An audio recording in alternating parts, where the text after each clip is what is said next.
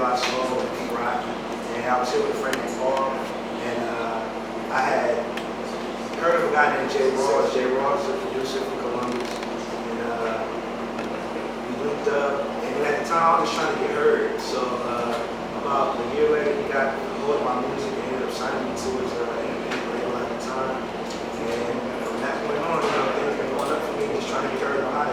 So you are a rapper yourself?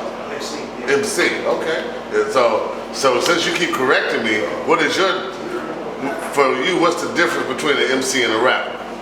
Well, to me, you gotta like earn the title of MC, like how the doctor earns the title of being a doctor. Oh, preach. Like anybody can rap, but right. It takes a lot to be an MC. You know what I'm saying? That's just me personally. That's what I think. That's all right. You know, anybody can say they're an MC, but they can't really prove it or understand what it means. So speaking on prove it, spit something for me. Okay. Same hustle, different block. I'm chasing this rap dream, still work on the clock. Cause my life ain't perfect, but it's better than it was. Started from the bottom, on the high, and got a buzz. Sleep's optional when you're chasing the dreams. Record labels made John, he captained the team, and now I'm starstruck. But still my life ain't the same, y'all. How I'm on a first name basis with Jay Rawls. You learning the mechanics of this business. Enemies pretend to be friends at certain interests. Gotta keep it going, I'm on 4th inches. My American dream is no right picket fences. You either ready or prepared. Cause fear is on the mental, so I'm not scared. Cause God gave us up with battle, so show and soul. That's how my man Lock King beat my phone. I like it. That's what's up, preach. Thank you, sir. So DJ Glove, how you doing? This DJ Quest 95, FOMO Productions, Intro Magazine, and I'm part of Lord Gang. How is it growing up with a famous father that taught you how to DJ? It's real good because you can do a lot of stuff and a lot of music. If you like music, it's good to have a dad who do music. How long have you been DJing now? I was 4. Since you were 4? Yeah. I've been following you on YouTube. You get real good. 6 years I DJ. Do you prefer the turntables or a controller? You like the turntables or the mark? Both. Actually, I get the Nice. But you know, I think. Can you take that question again from the top? What do you prefer, turntables or the Numark controller? I like the controller more because they smaller and it's easy because I got little hands. And I like the vinyl too, but they bigger, so I use the controller. I mean, every video I've seen, I think majority of the videos, you're on vinyl. Yeah. Yeah. Well, she started with the vinyl, Okay. and then I did. she worked her way up to one of the controllers. Maybe this year for her birthday, she'll get the big boy. Get a pair of 1200s, a pair of 1210s. Oh, she got 1200s. I mean the NS7 too. Oh, okay. Controller wise. What style of music do you prefer? Kind of music you like. What style of music? Hip hop. Hip hop. Wait, real quick question. Mm. We just came from Paris, France, and you know she speaks French and English. Wow. Sometimes you know. So you gotta let the brain convert. Yeah. So so what was the question? I said, what style of music do you prefer? Oh, I like hip hop. Okay. Old school or new school? Old school. That's what's up. She has an old heart. Who's your favorite old school artist? I got Favorite old school artist? my dad. Whoops, I should have asked that question. Was it the underground? Low Tide. Yeah. They just got an album out, Low Tide 20. Okay. 20-year anniversary. That's right. They don't know what a noun, adverb, adjective is. They don't have breaks. They don't do poems. You know. Man. So you're dealing with a group of children who don't even have the basics. And I think that's why their music is so, that's why they rap the way they rap. Get it, did it. I'm like, what the heck is this? Hey man, you know what? I heard about that. It was like a year ago, I think, when I came home. Because I mean, my kids, they write in cursive. They're taking it out of Cleveland Public Schools. And when somebody told me that, I was like, what? Like, how do you do that? How do you take cursive writing out of It's an art. Like, come on, man. I mean, that was crazy for me to hear that. And I mean, another point, like they taking cursive. I don't know what else they're taking out of the school, but it's like, man, things like that are important. Like you said, like in today's lyrics, the writing skills for these kids, the songs that they play on the radio, it's like, man, it's like it hurts my heart, man. Right. It hurts my heart to hear that. And you know, they bleep out the curse word, But you already know what it is. kids know what Right. they're saying. And I mean, it's that, and it's the twerking, and like 9-10-year-old girls twerking, and I'm like, come on, man, Right. that don't make no sense. Right. Got a question for DJ. Does mathematics and DJing, does your DJing help you with your mathematics, and your mathematics help you with your DJing? Do you find that somehow they work together? What's the question? Yeah, Does-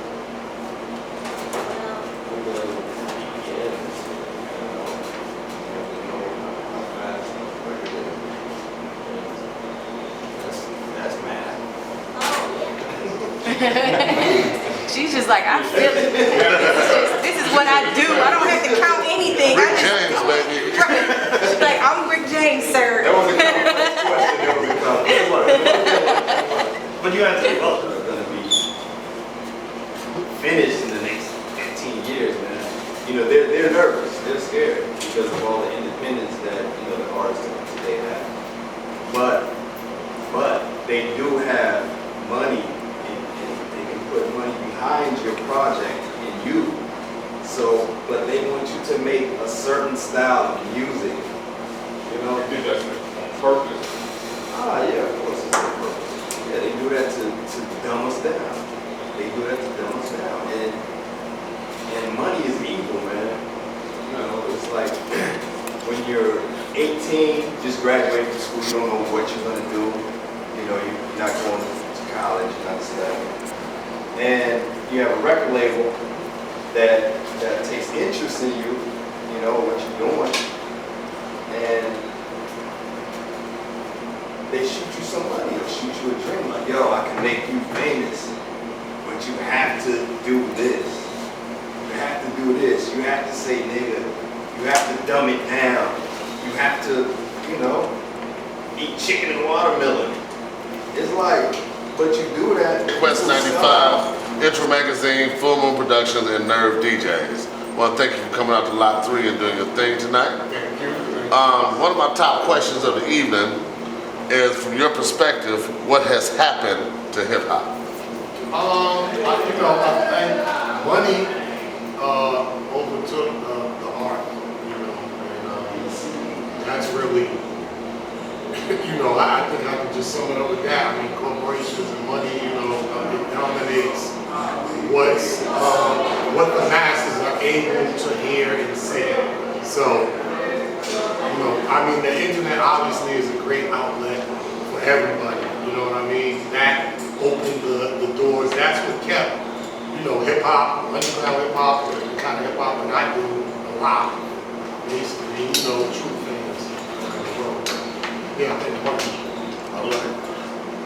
A lot of the old school hip hop artists find themselves touring more so outside of the United States, more so than in the United States. What's your comment or reasoning, or what do you think that is? I tour mainly out of the United States myself. So, I mean, it is what it is. We live on a planet, and it's a whole bunch of countries all around it. Man. So we don't limit ourselves, to just the States. There is a great underground scene. There's a great scene. There's a lot of people just like here in Akron that do this every year. There's other events that go on too across the country. So I think it's there. It's just not in the mainstream.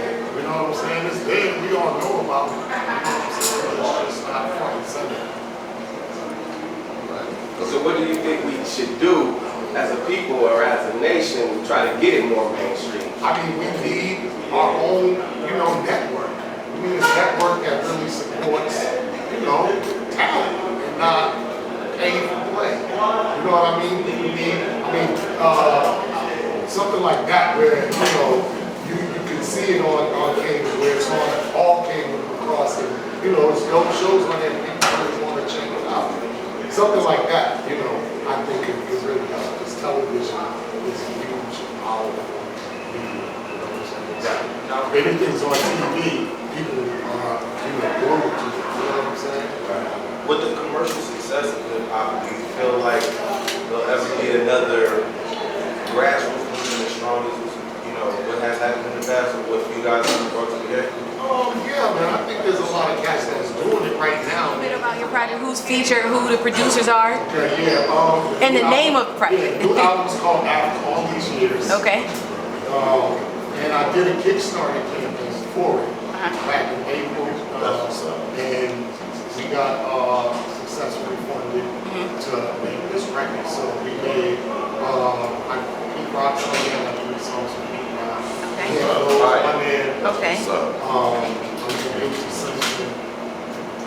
Knife Woman did a joint. Wow. Oh, wow. Wow. And I got Chuck D on it. Shit. Oh, wow. So they did a lot of trouble. Right. Yeah, so Chuck got family. So, and this was the fans that really allowed me to do this by funding the Kickstarter campaign to help me and my partner start our label and, continue to do what we do without doing it totally free of So okay. let's say that again. So Not what's the only name did of your you- label? Yeah. called Fifth and Union. Fifth and Union. So Okay. not only did you drop an album, you started your own label as well. And- Are you currently seeking artists? Not at the moment, because we just putting out my record. Right. And, we gotta focus. Get It's just yourself my straight man. first, Right. right? You know what I'm saying? We don't have no big team of Exactly. anybody. It's just me and my man. So right now we're gonna focus on this, and we're more of a niche label. We're gonna be doing a lot of vinyl, a lot of cassettes, That's a lot what's of up. packages, Yeah. different things. So it'll be something that'll, like this album, the vinyl that we did is limited, 500 pieces. Every one of them is numbered, like gold foil. Get that. So it is orange, both of the vinyls are orange, and this is something, that we want people to collect. This Right. is something that you have for years, you pass down. So That's where, what we're trying to do now. So Right. we ain't trying to just make music, we're trying to make it like this. so this collectible album, where would it be available to purchase? It will be, it's available on iTunes. Okay. It's available on our online store, Big Cartel, Regular Music. You can get it, any one of those places you can go to Underground Hip Hop. Every time I come here, I get like a boost, a charge in my hip hop soul.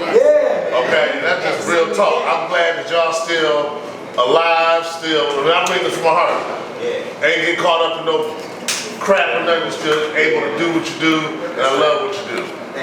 Now, my question is, what's the new projects? Do some remixes of your old stuff, whatever. Can I get that copy? What y'all got coming up? Let's talk to the people. Yeah, man, it's like, for me, it's like a work in progress, you know what I'm saying? I'm taking a lot of tracks from different cats. Me and G, we got a lot of material that's unreleased, you know what I'm saying? So we might just start sprinkling Yeah, as far as concerned.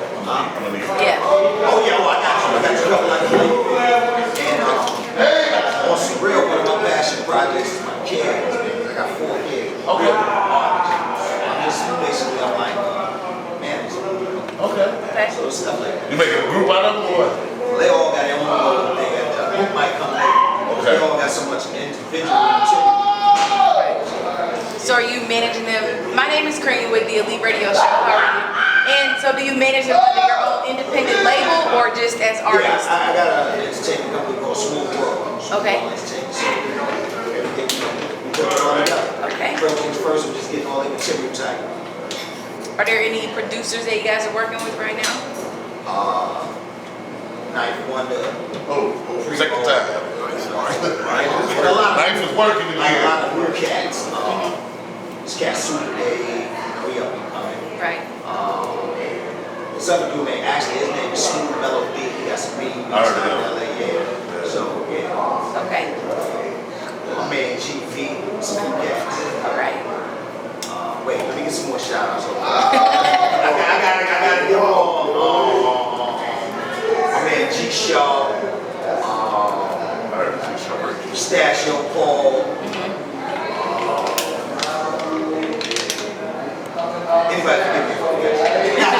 But yeah, we got some joints. Okay. Definitely waiting for those. So What's anyway, going on with DOS Effects? Oh man, everything is good, baby. Yeah. Everything is good, man. You know, you saw what it was out there. Oh, definitely. You saw what it was out there on the stage. So Right. That's right. Straight from the gutter, straight from the sewer. there, that energy and everything, whether it's on stage, whether it's in the studio, whatever happens, you know what I mean? Now, I told you guys earlier, how you feel when you see younger cats that go on stage and they got the tracks playing in the background, they come out, they get their money, they go home, as opposed to giving 110% on stage? I mean, I think honestly, you need to give those people that came out there and spent their hard earned money what they deserve. Yeah.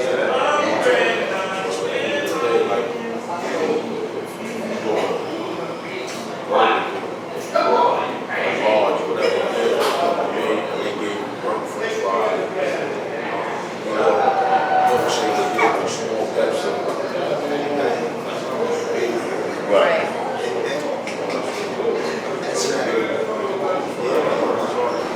Solid analogy. Today's rap is faster.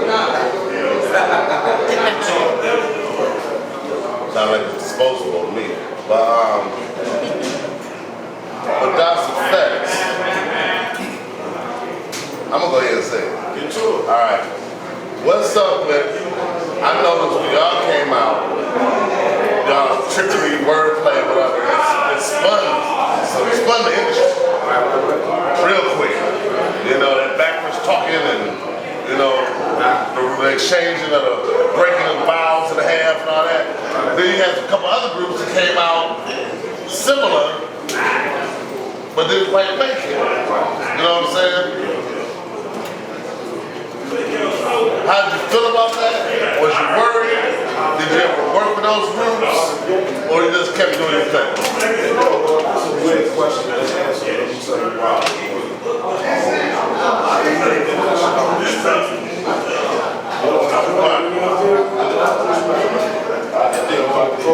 Exactly. Because it felt like it was like a diss. That's how I saw it at first. Yeah, and you know, we had some problems back then. I was like, Right. but it was young in the game. Right.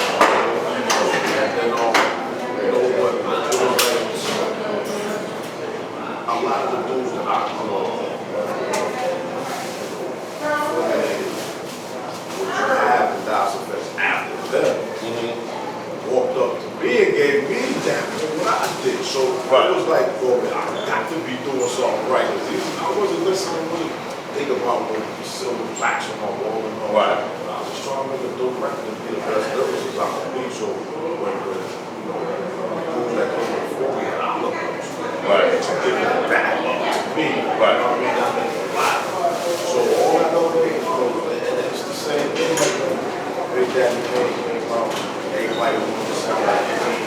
You know, we just had game changers and I guess we was blessed. Y'all was definitely game changers. You know what I mean? So Definitely. that's just what it is, man. You know, I remember I was on a bus. I'm gonna tell you straight where I was when I first heard coming out of the sewer. I was on the bus going to, I think I was in high school, going downtown to Health Careers High School, and my boy would record a radio show the night before, bringing by a tape, something $5. We was late to school. But you gotta understand too, we had those records back in the days where it was like, we ain't have no video. Right. You grab a cassette tape that was recorded, and you wake up and hear it the next day or whatever, and UTFO was one of them groups, being like, that was I said, joint. Yeah. Man, anybody was talking about Dude, that was like a movement. Roxanne family. Roxanne in the wheelchair.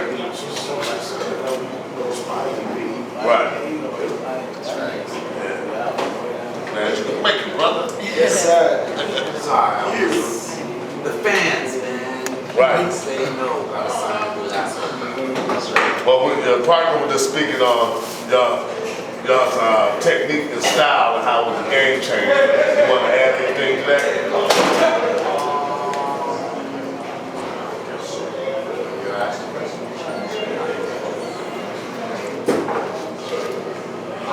In terms of our style, all I know is one of my heroes is here, and I didn't even know that, but I knew that Big Daddy Kane. Yeah. So in terms of our style, I mean, what me and Snoop did in terms of what we originated, the Iggy and all that, I'm sure he told you, I don't know, it just came, you know, that just could have been a lot of that.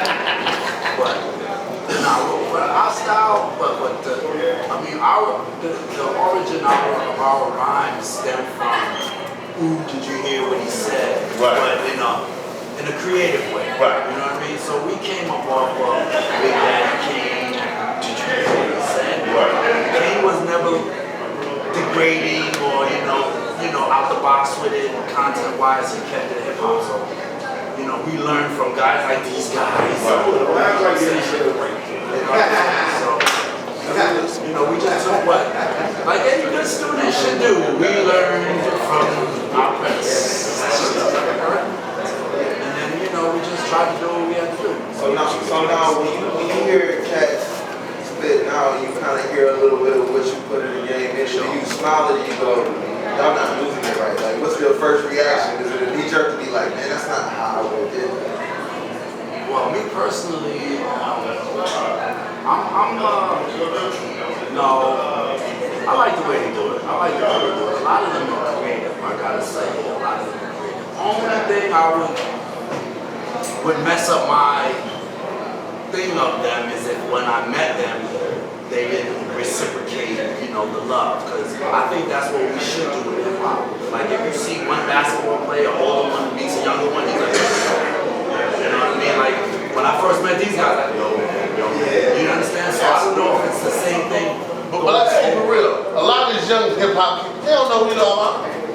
No, I don't think it's not they don't know who we are. I think it's they have a misconception of what we think about them, so they have a guard up like, I don't think they like me, so I don't like them. Because I think That's immaturity though. And it's not to add on, that's a reflection of what you see these days. Immaturity and a lot of ignorance. Right. See, if they don't know where it came from, they don't know where it's going. So what do you think we need to do as hip hop? Like I consider the people who partake, come to this type of show, whatever, as like people who like keep the culture pure. Right. What can we do to get some pureness, or to let these young cats and young hip hop rappers know that it's okay to do what you do, but do it with some respect? Yeah. Because it's exactly what y'all I can't even listen to radio no more. Let me tell you something. When people stand together like this whole event, you know what I'm saying? You preserve the culture. You dig? So when people are doing all of this blogging, it's the same thing like how when you go on the internet. People that didn't know before, if you put in one name, other names pop up. It's starting to actually happen. So us that have the knowledge of history, you know, that's our responsibility to put people up, like, you know, do them extra blogs, do more shows like this, you know what I'm saying? Because look, when you look down into the audience, it was all ages there. People, right, you know what I'm saying? And people bring their kids, and then their kids get a chance to be like, yo, hold up, that was dope. You know, it's like a person that never had soul food. If they was raised on fast food, well, that's the only thing they know. Right. But once they get some soul food, they're like, oh, whoa, what was that? What just happened? But I think now what it goes back to also is what we was talking about earlier. Right.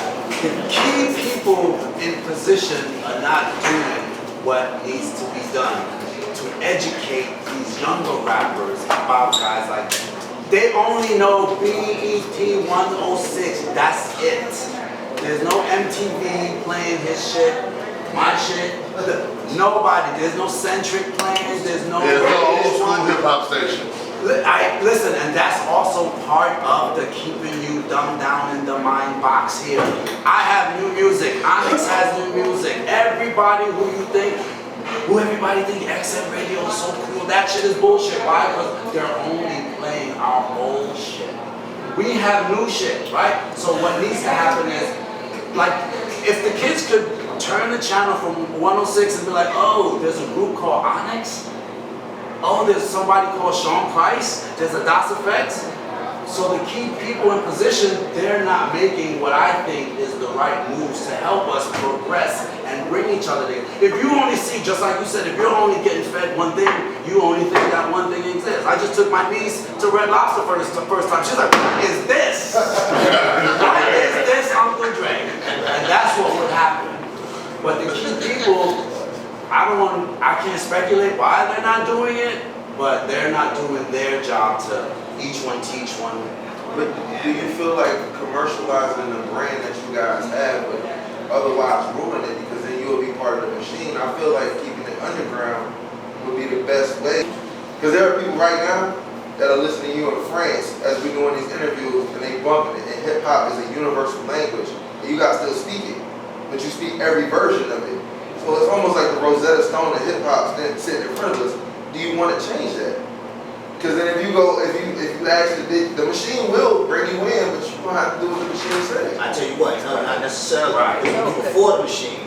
Well, in other words, let me give you an example. A diamond is a diamond.